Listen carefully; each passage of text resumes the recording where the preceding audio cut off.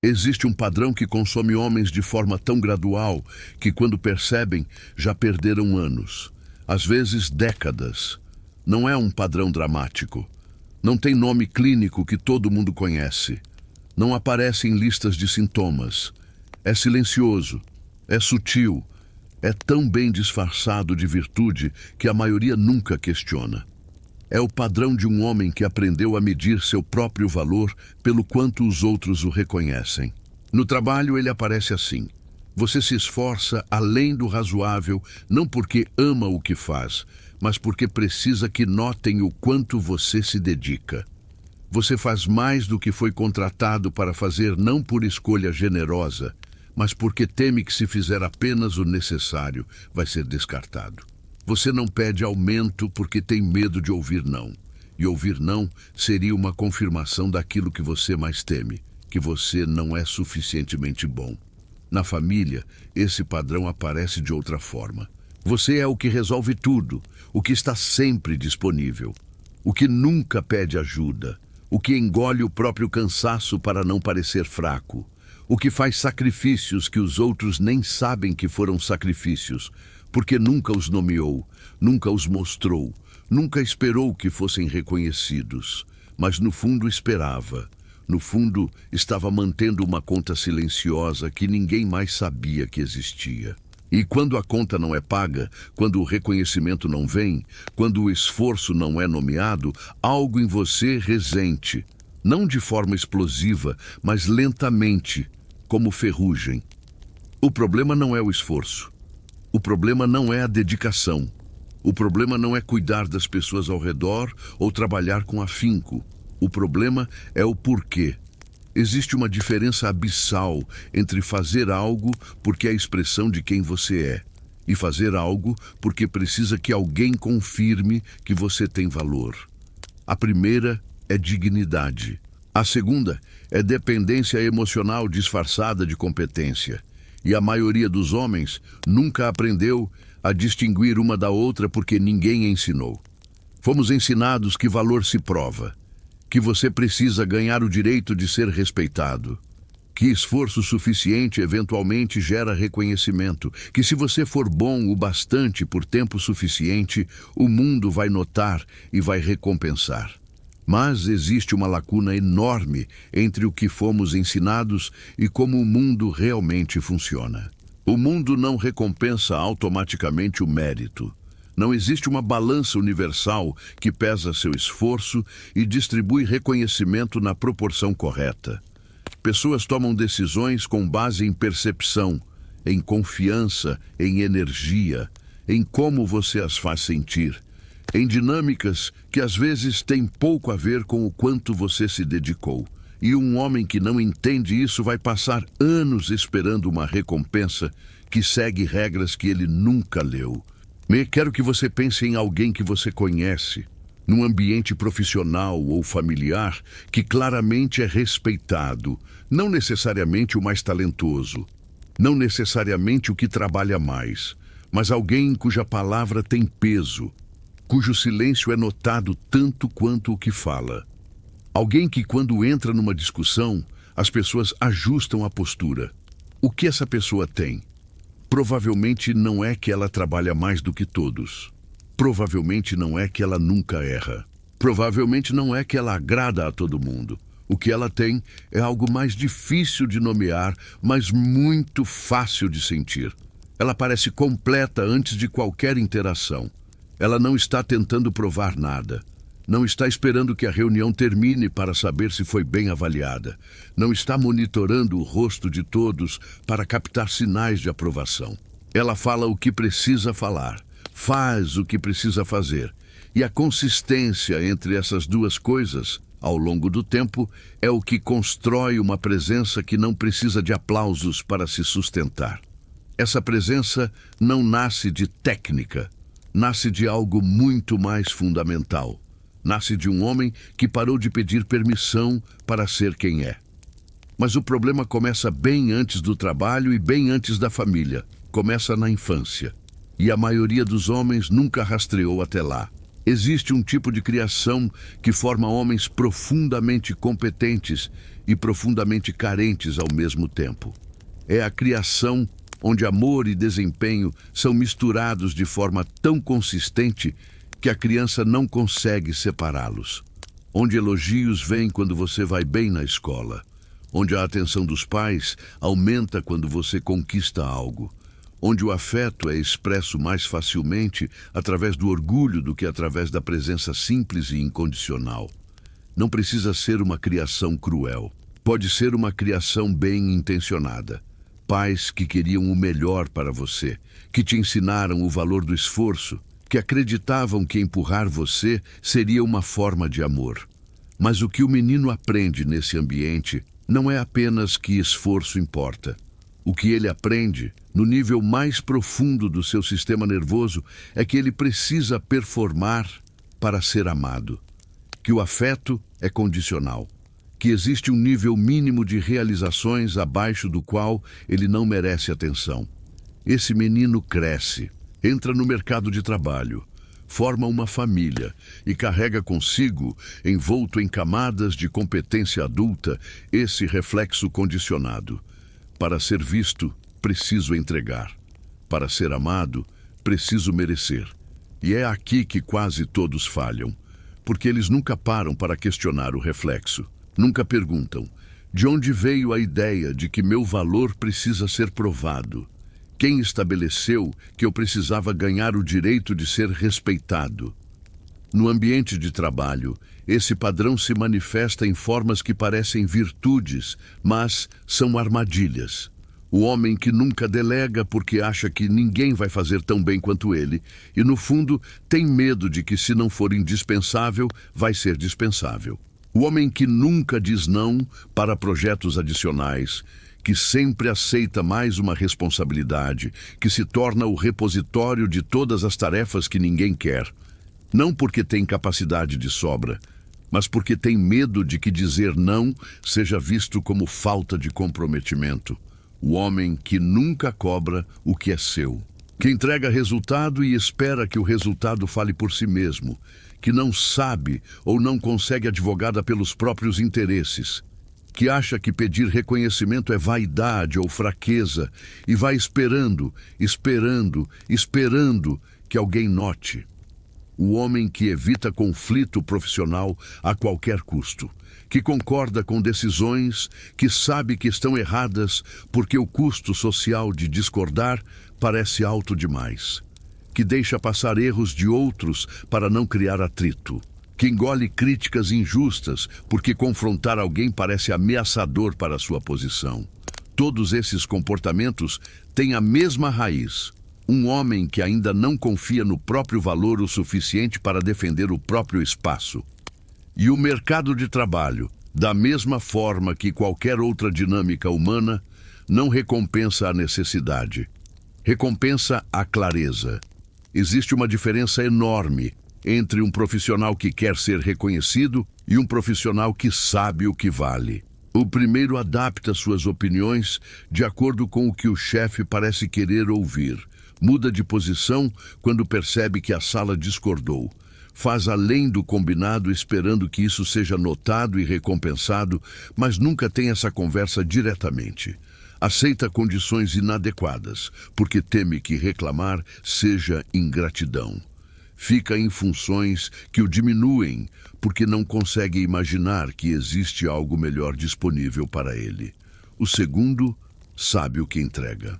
Não com arrogância, mas com a clareza de quem fez as contas. Quando negocia, negocia a partir de fatos, não de súplica.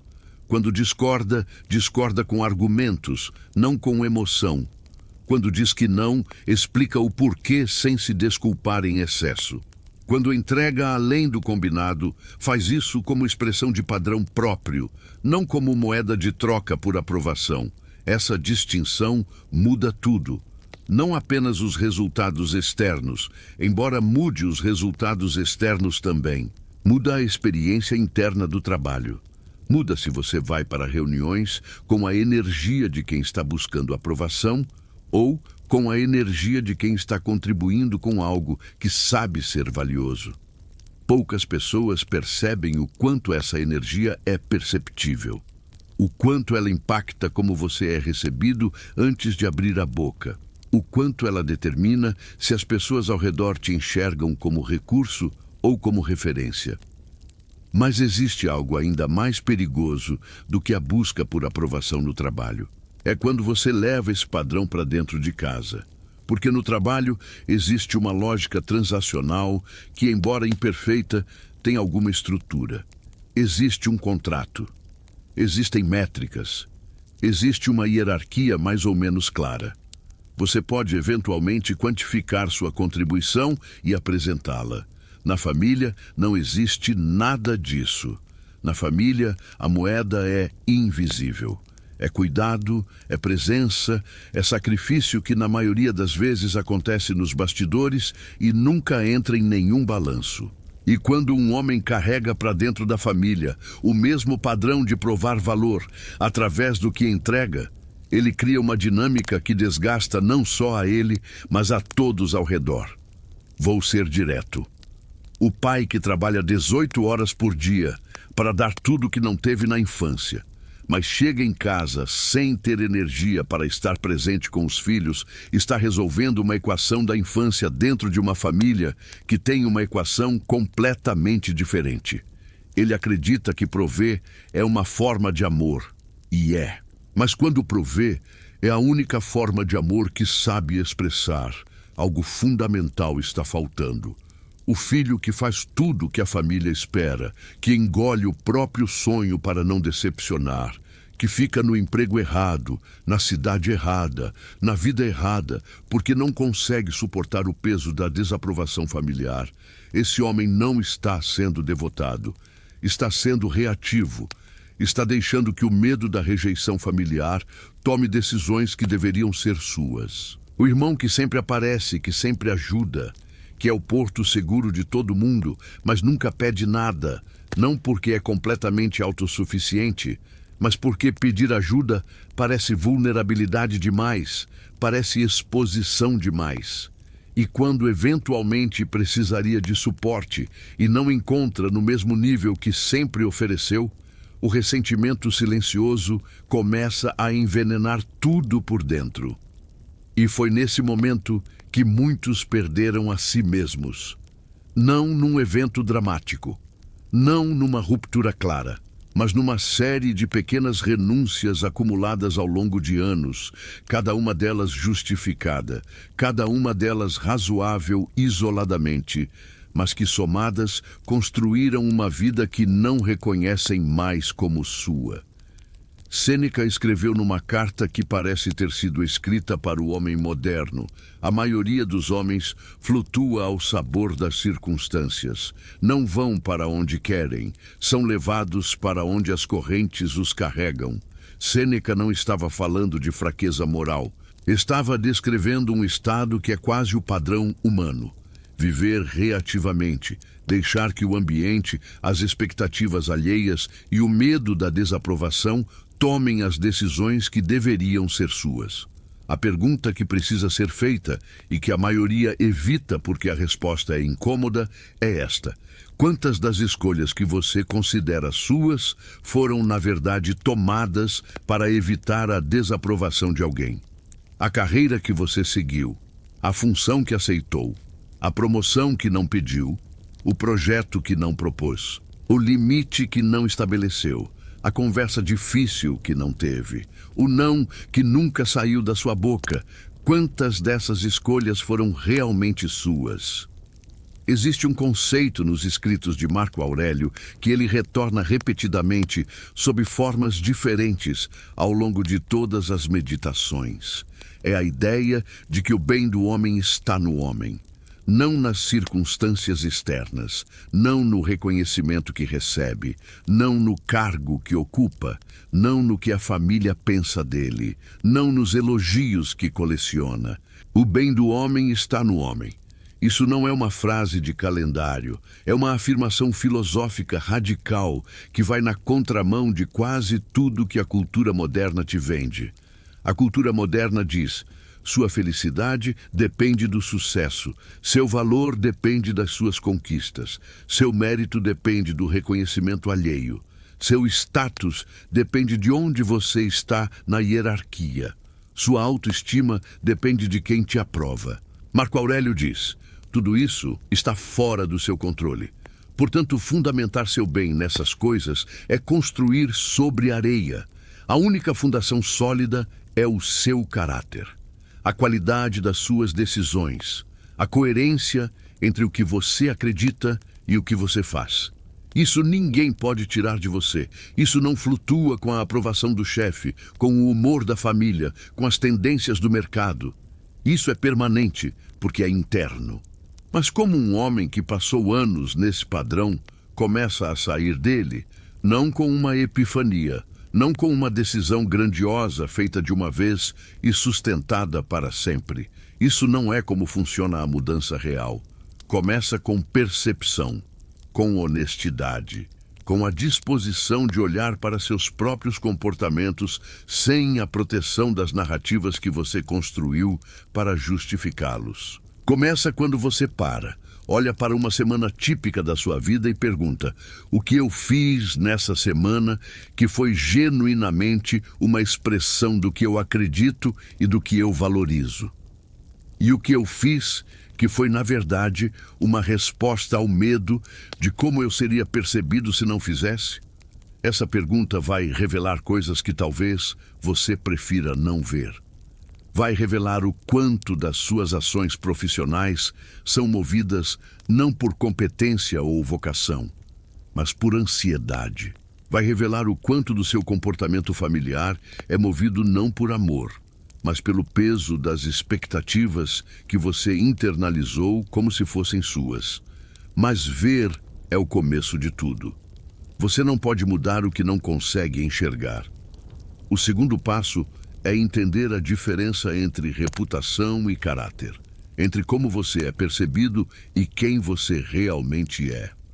A maioria dos homens que busca a aprovação constantemente está, na verdade, administrando a própria reputação, está gerenciando percepções, está construindo e mantendo uma imagem que espera seja recebida com aprovação. E existe algo profundamente esgotante nisso, porque a reputação precisa ser constantemente alimentada, constantemente mantida, constantemente protegida.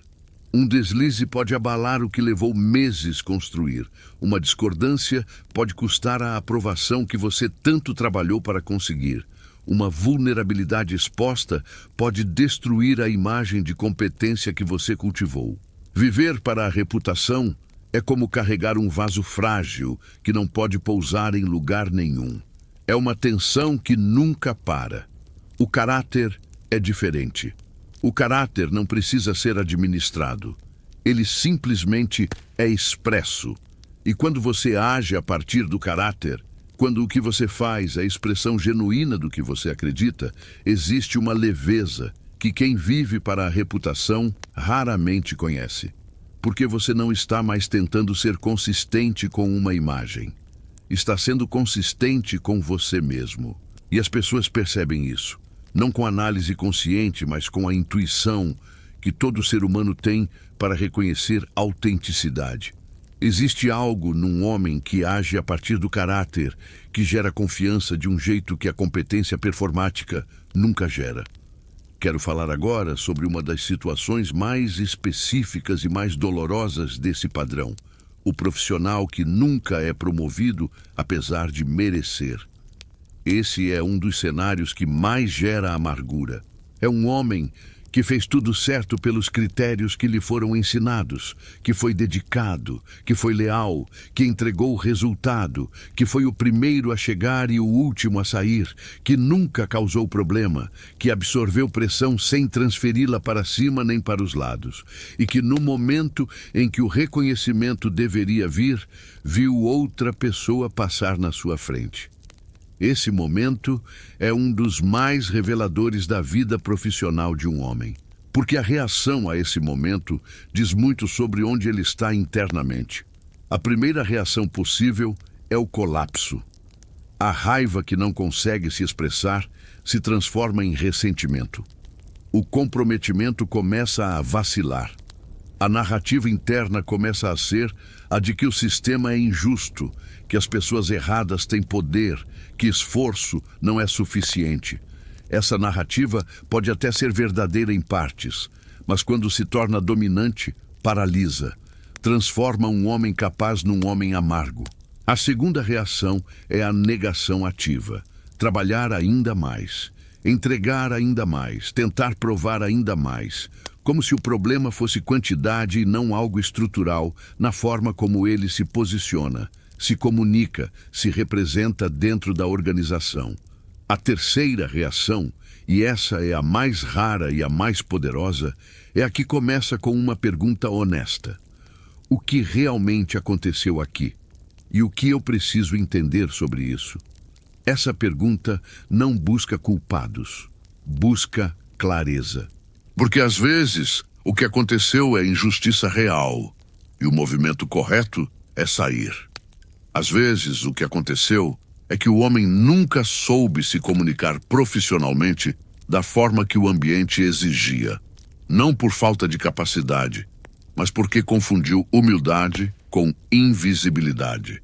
Às vezes o que aconteceu é que ele passou tantos anos esperando ser notado que nunca aprendeu a se posicionar ativamente.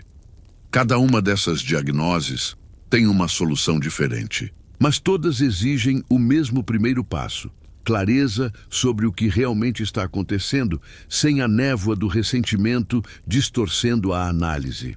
Existe uma conversa sobre família que poucos homens têm e que precisa ser tida. A família é o ambiente onde os padrões mais antigos aparecem com mais intensidade, porque são as pessoas que nos conhecem desde o início, ou pelo menos acreditam que nos conhecem, porque as expectativas acumuladas de décadas têm um peso que nenhum ambiente profissional consegue replicar, porque a rejeição familiar toca em feridas que a rejeição profissional nunca vai alcançar.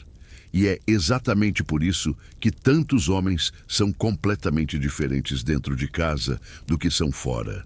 O homem que no trabalho é assertivo, que defende posições, que sabe o que vale e cobra isso, esse mesmo homem chega na família de origem e regride. Vira o filho que está sempre tentando não decepcionar. Vira o irmão que engole a própria opinião para manter a paz. Vira alguém que não reconhece a si mesmo quando está naquele ambiente. Por que isso acontece? Porque as programações mais antigas são as mais resistentes.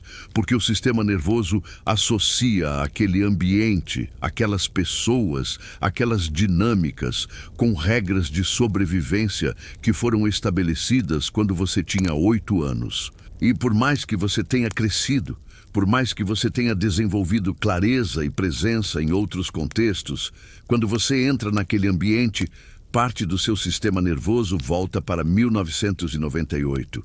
E você age como agia então. Busca aprovação, evita conflito, engole, cede e sai de lá exausto de uma forma que não consegue explicar completamente. Reconhecer isso não é fraqueza, é o oposto. Porque um homem que consegue ver seus padrões com clareza, que consegue nomeá-los sem se afundar em vergonha ou em autocomiseração, esse homem tem algo que a maioria não tem: agência. Agência é a capacidade de responder em vez de reagir, de fazer uma pausa entre o estímulo e a resposta, e nesse espaço escolher quem você quer ser, em vez de repetir automaticamente quem você foi. Epicteto nasceu escravo. Literal e juridicamente pertencia a outro homem. E ainda assim, desenvolveu uma filosofia centrada na liberdade interior. Porque ele entendeu algo que levou uma vida inteira para ser completamente claro para ele.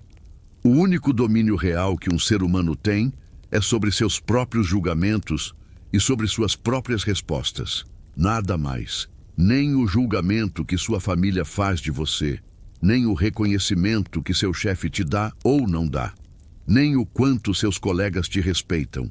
Nenhuma dessas coisas está dentro do seu controle.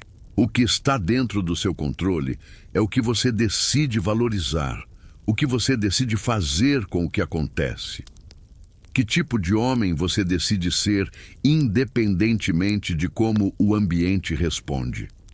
Isso não é passividade, é a forma mais ativa de viver que existe. Então, como isso se traduz em comportamento concreto?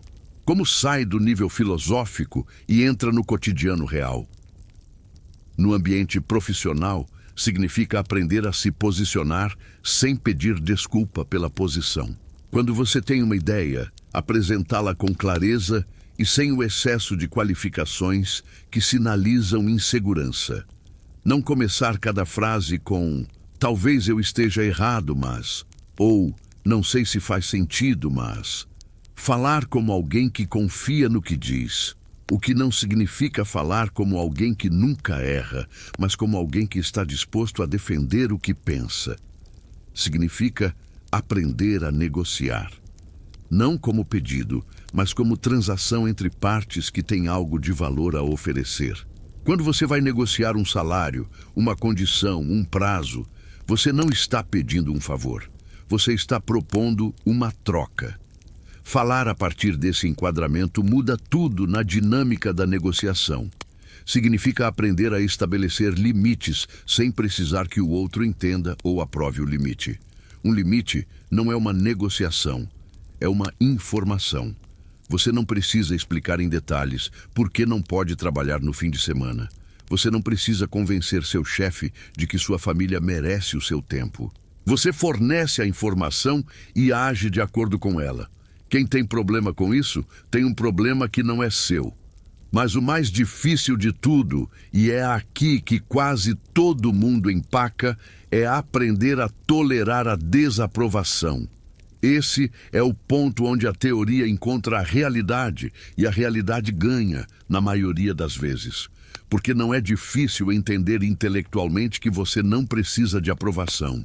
Qualquer pessoa com alguma leitura nessa área vai concordar que sim, o valor não depende do que os outros pensam.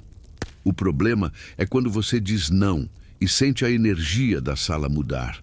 Quando você defende uma posição e vê o chefe franzir o senho. Quando você estabelece um limite na família e sente o frio do silêncio que vem depois.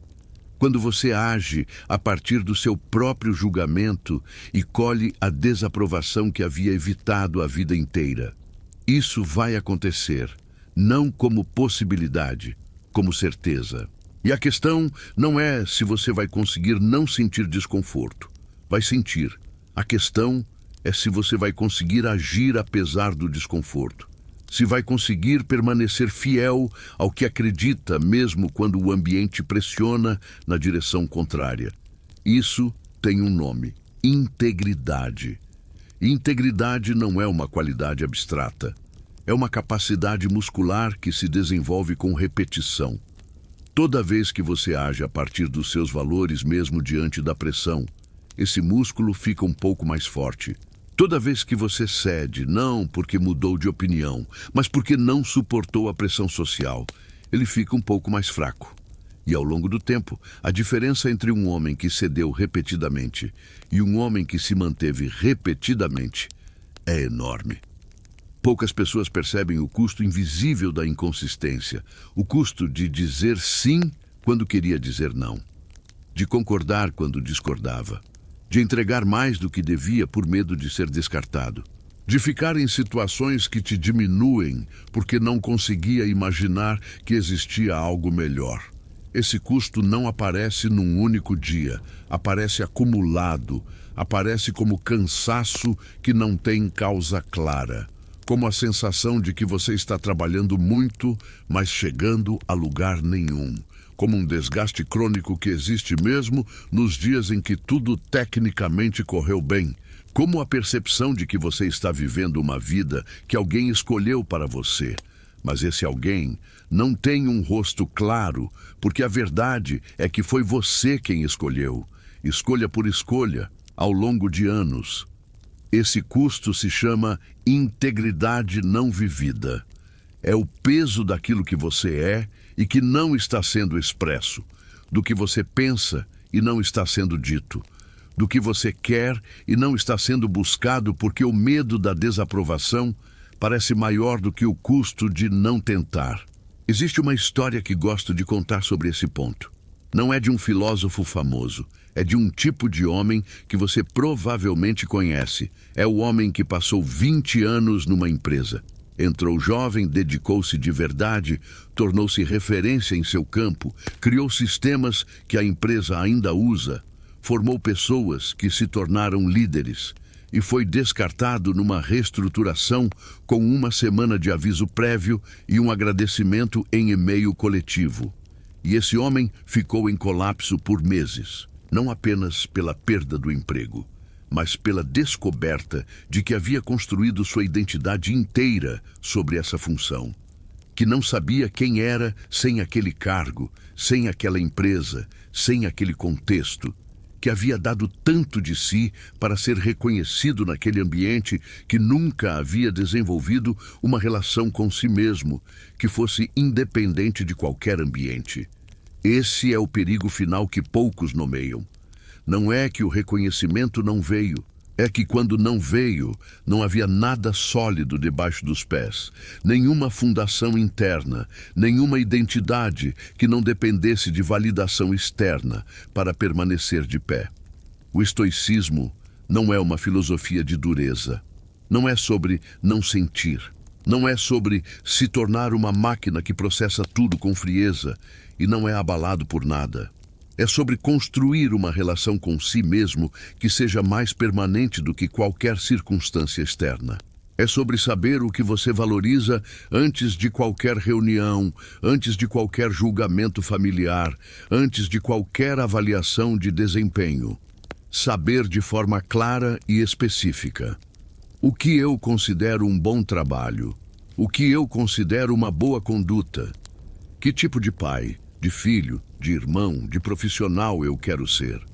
Não o que meu chefe considera, não o que minha família espera. O que eu, a partir dos meus valores mais profundos, considero digno. E então, agir a partir disso. Não perfeitamente, não sem falhas, não sem dúvidas, mas com uma direção que é genuinamente sua. E ao longo do tempo, essa direção se torna a fundação que suporta o peso da desaprovação quando ela vem. Porque você não precisa que o chefe confirme que trabalhou bem se você sabe que trabalhou bem pelos seus próprios critérios. Não precisa que a família valide suas escolhas se você chegou a essas escolhas através de um processo de reflexão honesta sobre seus valores. A aprovação deixa de ser necessária quando você para de usá-la como prova de que você é suficiente. Porque você já sabe que é suficiente, não porque alguém disse, mas porque você parou de questionar. Quero encerrar com algo que pode parecer simples, mas é um dos processos mais transformadores que um homem pode fazer. Escreva, em algum momento de silêncio, as respostas para estas perguntas. Que tipo de profissional eu quero ser, independentemente do reconhecimento que vou receber? Que tipo de presença eu quero ser na minha família, independentemente de como isso vai ser recebido? Quais são os valores pelos quais eu não vou abrir mão, mesmo que me custe aprovação? Essas perguntas podem parecer abstratas, mas as respostas são o seu norte. São o mapa que você vai usar para navegar os momentos em que a pressão social vai empurrar na direção contrária. Porque esses momentos vão vir, com certeza vão. A questão é se você vai ter clareza suficiente sobre quem você quer ser para não se perder quando eles chegarem. Reconhecer seu valor não é um ato de arrogância, não é declarar que você é melhor do que alguém, não é fechar os olhos para suas falhas ou exagerar suas qualidades. É simplesmente parar de colocar nas mãos de outras pessoas o poder de determinar se você merece respeito. É internalizar o que você valoriza. É agir a partir desse valor de forma consistente, mesmo quando ninguém aplaude, mesmo quando a sala discorda, mesmo quando a família não entende. Respeito real, no trabalho e em qualquer relação humana, não vem de quem mais implora, vem de quem mais consiste, de quem, com o passar do tempo, mostra que suas palavras e suas ações têm a mesma direção, que pode ser discordado, mas não comprado, que pode ser pressionado, mas não dobrado, que está disposto a pagar o preço de ser quem é, porque o preço de não ser é infinitamente maior. Esse homem não precisa de aplausos, ele tem algo mais sólido, tem a própria consciência como testemunha. Mas saber seu valor é apenas parte da equação. Porque um homem que sabe o que vale, mas não tem a disciplina para agir consistentemente a partir disso, ainda vai ceder, ainda vai regredir, ainda vai, nos momentos de pressão e de cansaço, voltar para os padrões antigos. A disciplina é o que transforma a percepção em realidade. É o que torna duradouro o que seria apenas um momento de clareza. E é exatamente sobre isso que a próxima conversa precisa ser. Não a disciplina dos dias fáceis, a disciplina dos dias onde tudo em você quer parar. Essa é a conversa que vai completar o que começamos hoje.